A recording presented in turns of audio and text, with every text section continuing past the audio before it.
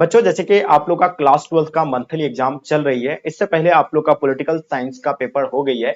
आप लोग का डिमांड था कि सर जिस तरह हम लोग को पॉलिटिकल साइंस में इतना अच्छे से हेल्प किए हैं, उसी तरह आप जो है ज्योग्राफी का भी जो है क्लास को लेकर के आइए और उसी तरह हम लोग का ज्योग्राफी में भी हेल्प कीजिए। तो बच्चों सो फाइनली मैं आप लोग के लिए सब्जेक्टिव यानी आज के क्लास में मैं क्या लेकर के आया हूँ, सब्जेक्टिव प्लस ऑब्जेक्टिव यानी दोनों चीज जो है आप लोग के लिए लेकर के आ गए हैं। तो बिल्कुल तैयार हो जाइए, बस आपको कुछ नहीं करना है, एंड तक क्लास को देखना है। एंड साथ में आप लोग से मेरी एक छोटी सी रिक्वेस्ट रहेगा कि प्लीज आप लोग अपने दोस्तों के साथ जरूर शेयर कीजिए। अगर आप चाहते हैं कि हम इस चैनल के माध्यम से बहुत ही बेस्ट तैयारी करें तो बच्चों इस चैनल को सबसे पहले आप सब्सक्राइब कर लीजिए। इसी तरह का सभी सब्जेक्ट का आपको मंथली एग्जाम का भी क्वेश्चन पेपर आपको प्रोवाइड किया जाएगा। एंड आपका जो फाइनल परीक्षा 2025 में दिया जा रहा है उसके लिए तो ये बहुत ही ज्यादा हेल्पफुल होने वाला है। बच्चों देखिए, जो बच्चे अभी तक आप लोग अगर ग्रुप ज्वाइन नहीं कर पाए तो ग्रुप ज्वाइन कर सकते हैं इस नंबर पे 9162055090। इस नंबर पे हाई हेलो लिख करके सेंड करेंगे तो आपको जो है एक लिंक मिलेगा, उस लिंक पे क्लिक करके आप ग्रुप को ज्वाइन कर सकते हैं और डेली के लाइव क्लासेस में आप जुड़ पाएंगे। तो बच्चों आज के क्लास में मैंने क्या बताया आपको, यहाँ सब्जेक्टिव एंड ऑब्जेक्टिव ये सभी जो हम लोग यानी आज के क्लास में कवर करेंगे। सबसे पहले हम लोग किसको कवर करने वाले बच्चों, सब्जेक्टिव क्वेश्चन को कवर करेंगे। ठीक है, सिर्फ क्वेश्चन देख लीजिएगा, है ना। और देखिए उसमें आंसर भी बहुत सारे क्वेश्चन का हम दे दिए एंड कुछ क्वेश्चन है तो बहुत ही आसान ही है, वो सब आप जो है आपसे सॉल्व हो जाएंगे। उसके बाद हम लोग क्या करेंगे यानी ऑब्जेक्टिव क्वेश्चन को बच्चों यानी सॉल्व करने वाले हैं। ठीक है, बहुत ही मजा आने वाला है बच्चों। तो चलिए हम लोग जो है शुरू करका प्रश्न पत्र जो है लेकर के आ गए हैं। ठीक है, जैसे देख पा रहे ये सारा जो आपका सब्जेक्टिव प्रश्न है। ओके, तो हम लोग पहला क्वेश्चन इसमें क्या दिया हुआ है देख पा रहे आप लोग, पहला क्वेश्चन देखते होंगे कि जनसंख्या वृद्धि से आप क्या समझते हैं। ठीक है, ये आपका पहला क्वेश्चन है लघु उत्तरीय में। उसका दूसरा क्वेश्चन क्या है, आर्थिक भूगोल की दो उपशाखाओं के नाम बताइए। देखिए क्वेश्चन नोट कर लीजिए और आप लोग जो है बुक से देख लीजिए या गूगल कर लीजिए। ठीक है, क्योंकि अभी आपको हम बताएंगे बहुत समय लग जाएगा, इसलिए आप क्वेश्चन को सिर्फ आपको हम प्रोवाइड करना था। संभवत की धारणा का अर्थ क्या बताइए, ये भी आपका सवाल है। बिहार की दो शहर का नाम, ये तो बहुत आसान है, तो आप जानते हैं। अपरवास से आप क्या समझती हैं, भी तो आप लोगों को कई बार क्लास में हम बता रखे हैं। ठीक है, तो इस सब का तो आप लोगों को दिक्कत ही नहीं होना चाहिए। ठीक है, उसके बाद आप देख पा रहे हैं क्या छठा नंबर, एक ग्रामीण क्षेत्र से दूसरे ग्रामीण क्षेत्र में होने वाली प्रवास के दो कारण बताइए। प्रवास की आकर्षित करने वाले दो कारण बताइए। तो बहुत सभी बहुत इजी क्वेश्चन है पूछा है। जनसंख्या वितरण को प्रभावित करने वाले दो भौतिक कारण क्या क्या है, ये तो बहुत आसान है। व्यवसायिक संरचना से आप क्या समझते हैं, भारत में स्थिति किन्हीं दो महानगरों के नाम बताएं। ठीक है, स्थित नहीं किन्हीं किन्हीं दो महानगरों के नाम बताएं। ठीक है, तो यार जानते हैं महानगर तो कौन बराबर है, ये तो आप लोग जानते होंगे। चलिए तो क्वेश्चन देखेंगे आपके स्क्रीन पे, आप 11 नंबर क्वेश्चन। ठीक है, निश्चय निश्चय निश्चय निश्चयवाद की धारणा की व्याख्या करें, प्रवास के कारणों का उल्लेख करें। ठीक है, उसके बाद आगे देखिएगा आपके यानी भारत में जनसंख्या वितरण के प्रमुख प्रारूप की व्याख्या करें। ठीक है, उसके बाद आपको हम बता दें भारत में जनसंख्या वितरण के प्रतिरूप का व्याख्या करें। ठीक है, उसके बाद आगे देखिएगा शहर से शहर प्रवास करने का कारण तथा परिणामों का व्याख्या करें, मानव भूगोल के विकास की व्याख्या करें। तो ये सारा क्वेश्चन हम आपको ऑलरेडी पढ़ा रखे हैं। ठीक है, अगर आप लोग जानना चाहते हैं आपको कुछ कुछ संख्या, जनसंख्या वृद्धि से आप क्या समझते हैं। देखिए किसी स्थान पे निश्चित समय में जो है जनसंख्या जो जन्म दर जो होती है उसका वृद्धि जो होती है उसको हम लोग क्या कहते हैं, जनसंख्या वृद्धि कहेंगे। सिंपल साधारण भाषा में आपको बता, जब तक और बिहार का अगर दो शहरों का नाम आप लोगों को पता है, पटना है। हाँ, पटना हो गया, या आप अपना जिला में कोई आपका कोई भी जिला का भी नाम दे सकते हैं उसमें। ठीक है, ठीक है, जो बहुत ज्यादा प्रचलित है। ठीक है, उसके बाद आप देखेंगे अप्रवास से आप क्या समझते हैं। तो अप्रवास से आप लिए तो बहुत ही आसान है ये क्वेश्चन, ये भी क्वेश्चन मैं आपको कराया था। उसके बाद आप लोग को फिर छोटा छोटा क्वेश्चन हम आपको बता देते हैं। ठीक है, देखिए जनसंख्या वितरण को प्रभावित करने वाले भौतिक कारण, देखिए जलवायु होता है, फिर स्थलाकृति होता है। तो ये इस तरह का ये आपको दो कारण बताया। किसी भारत में किसी ने दो महानगरों का नाम, मुंबई और दिल्ली सबसे बड़ा है, कोलकाता है, कितना सारा है महानगर। ठीक है, चलिए तो आगे ये तो आप लोग का हो गया। इस तरह का आप लोग जो है लिख लीजिएगा। ठीक है, क्वेश्चन पेपर को देख लीजिए, इन लोगों को नोट कर लीजिएगा, यही आपका पेपर है। ठीक है, तो चलिए डियर आगे हम लोग ऑब्जेक्टिव प्रश्न को जो आप सॉल्व करते हैं। ओके, क्वेश्चन आ गया है, जैसे देख पा रहे हैं आप लोग, रेडजल ने भूगोल के किस शाखा के विकास में योगदान दिया। चलिए पहला क्वेश्चन आपके स्क्रीन पे आ गया है।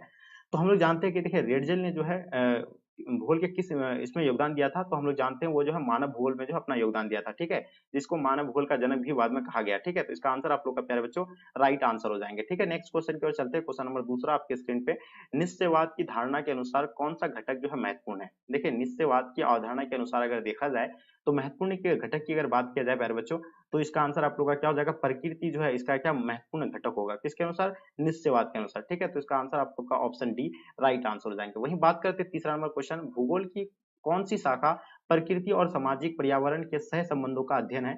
तो प्यारे बच्चों आपको पता होना चाहिए भूगोल के कौन सी शाखा प्रकृति और सामाजिक पर्यावरण के सह संबंधों का अध्ययन है, तो हम लोग जानते हैं इसका आंसर आप लोग का क्या हो जाएगा, तो ये जो होगा आपका मानव भूगोल हो जाएगा, यानी ऑप्शन आप लोग का ए प्यारे बच्चों राइट आंसर हो जाएंगे। नवनिश्चयवाद की धारणा किसने दिया था, देखिए नवनिश्चयवाद की धारणा देने वाले जो थे कौन थे, ग्रिफिथ टेलर थे, या आपको कहीं यही आपका जो है बिल्कुल इसी तरह का आप लोग एबीसीडी करके उतार लीजिएगा, ठीक है, यही आपका पेपर है ओरिजिनल वाला। क्वेश्चन नंबर 5 देखेंगे, आचरण भूगोल भूगोल की किस शाखा की उपशाखा है, देखिए आचरण भूगोल के बारे में बताना है, ये भूगोल की कौन सी उपशाखा है, तो प्यारे बच्चों हम लोग जानते हैं 5 नंबर क्वेश्चन का जो आंसर होगा आप लोगों का, तो ये हो जाएगा आपका यानी सामाजिक भूगोल, यानी ऑप्शन आप लोग का बी राइट आंसर हो जाएंगे, ठीक है, व्यवहार भी भूगोल जो है सामाजिक भूगोल के अंतर्गत आएगा।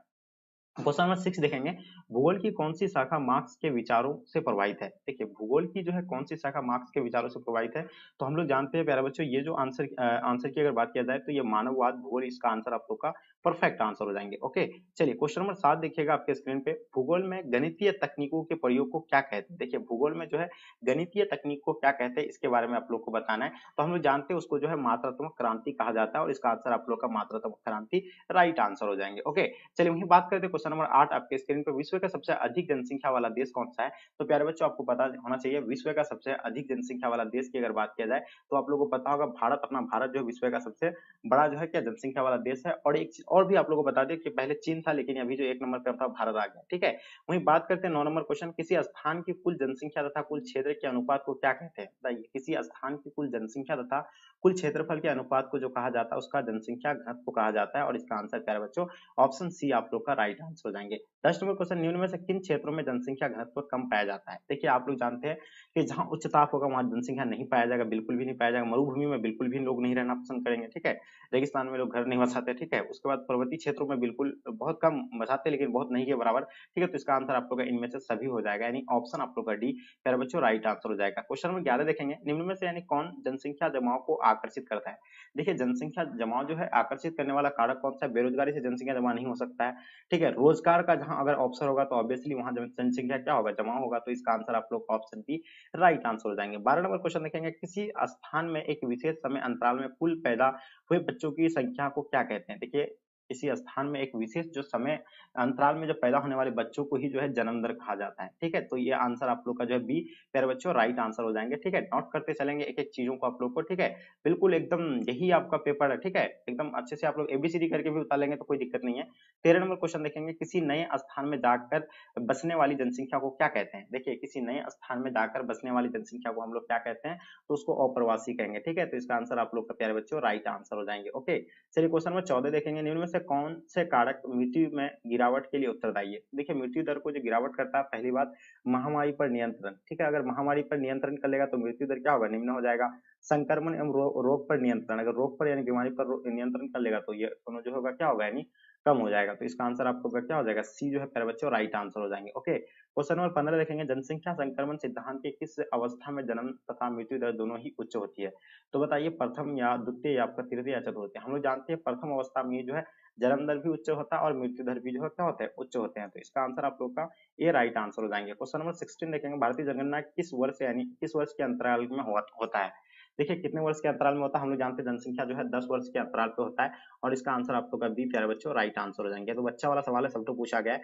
17 नंबर क्वेश्चन, 2011 की जनगणना के अनुसार भारत का कौन सा राज्य सबसे अधिक जनसंख्या वाला है, तो हम लोग जानते हैं जनसंख्या वाला अधिक जो राज्य है कौन सा है, उत्तर प्रदेश जो है सबसे ज्यादा जनसंख्या वाला राज्य है। ओके ऑप्शन डी आप लोग का राइट आंसर हो जाएंगे। वहीं अगर बात करें हम लोग अगर कम जनसंख्या की, तो सिक्किम आप लोगों को तो पता ही है, और ठीक है जन क्षेत्रफल की दृष्टि तो आप लोग बताइए। क्वेश्चन नंबर 18 देखेंगे, निम्न में से किस क्षेत्र में जनसंख्या घनत्व ज्यादा है, ठीक है, चलिए आपको क्या ही बताना, और यही तो पेपर है ही है, तो आप लोगों को क्या ही ज्यादा डिटेल्स बताएंगे, सिर्फ आप लोग बस नोट कर लीजिए, निम्न में से किस क्षेत्र में जनसंख्या घनत्व ज्यादा है, तो आपको याद रखिएगा पर्वतीय क्षेत्र में बिल्कुल नहीं, मरुस्थलीय क्षेत्र में बिल्कुल नहीं, दलदल क्षेत्र में भी नहीं होगा, डेल्टा वाला क्षेत्र में, यानी ऑप्शन आप लोग का भी राइट आंसर हो जाएंगे। निम्न में से कौन सा शहर महाराष्ट्र की राजधानी है, तो देखिए महाराष्ट्र की राजधानी हम लोग जानते हैं मुंबई जो है महाराष्ट्र की राजधानी है, ठीक है, तो इसका आंसर आप लोग का सी प्यारे बच्चों राइट आंसर हो जाएंगे। ओके चलिए क्वेश्चन देखेंगे आपके स्क्रीन पे, 20 नंबर सवाल जो आपके समक्ष आपके स्क्रीन पे आ गया, बताइए 2011 की जनगणना के अनुसार भारत का जो है जनसंख्या जो है घनत्व कितना है, तो हम लोग जानते हैं 382 व्यक्ति प्रति वर्ग किलोमीटर में निवास करता है, तो इसका आंसर आपको 382 व्यक्ति प्रति किलोमीटर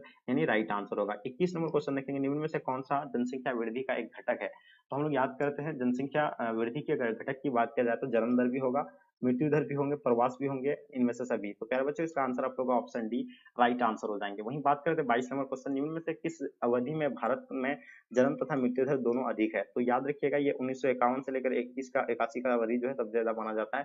ठीक है, इसका आंसर आप लोग का सी राइट आंसर हो जाएंगे। देखिए सब जो 1981 में ही माना जाता है, लेकिन यहाँ आपका दिया हुआ 51 से तो मानना ही पड़ेगा।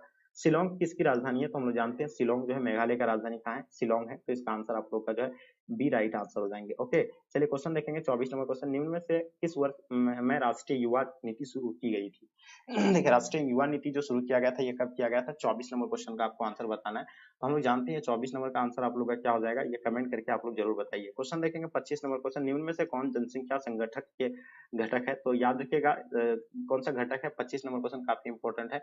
तो याद रखिएगा ये लिंग अनुपात भी होगा, उसका साक्षरता दर, शिक्षा, ये सभी हो जाएगा। तो इनमें से आंसर आप लोग का डी राइट आंसर हो जाएंगे। बेंगलुरु मैसूर औद्योगिक क्षेत्र किस राज्य में स्थित है? तो देखिए बेंगलुरु मैसूर औद्योगिक क्षेत्र जो होगा आपका यानी कर्नाटक में होगा। तो ऑप्शन आप लोग का बी राइट आंसर हो जाएंगे। 27 नंबर क्वेश्चन, भारत में सबसे बड़ा धार्मिक अल्पसंख्यक समुदाय कौन सा है? तो देखिए भारत में सबसे बड़ा धार्मिक अल्पसंख्यक समुदाय की अगर बात किया जाए तो यह हो जाएगा मुस्लिम जो होगा। इसका आंसर आप लोग का डी राइट आंसर हो जाएंगे। ओके, चलिए आगे देखेंगे। अब हम लोग क्वेश्चन नंबर 28 देखेंगे, आपके स्क्रीन पे आ गया है। क्या कहलाता है कि मुख्य श्रमिकों की न्यूनतम वर्ष में कितने दिन रोजगार मिलना चाहिए? देखिए मुख्य श्रमिकों को जो रोजगार जो मिलता है 183 दिन का मुख्य मिलता है, कितना?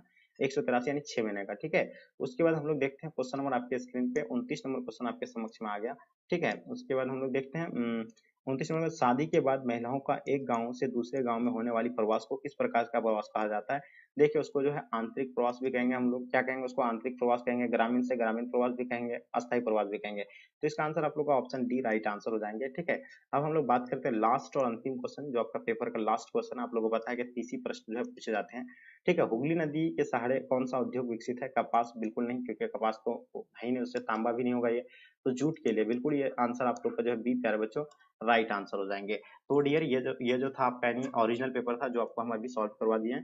तो प्लीज आप लोग अपने अपने फ्रेंड्स के ग्रुप वगैरह जहां भी हर जगह आप लोग शेयर करें, ताकि आपके दोस्त लोग को भी जो है ये हेल्प होंगे, क्योंकि यही आप